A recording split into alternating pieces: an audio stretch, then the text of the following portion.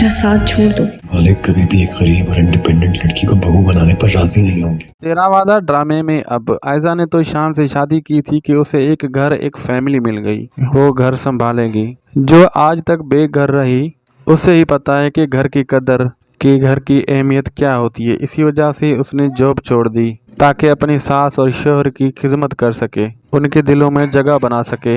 मगर उसे क्या खबर थी, उसकी सास और शौहर सिर्फ और सिर्फ उसका पैसा खाना चाहते हैं, सिर्फ उसकी कमाई खाना चाहते हैं। उससे कोई लगा नहीं, चाहे वो जिए मरे, घर में रहे या घर से बाहर।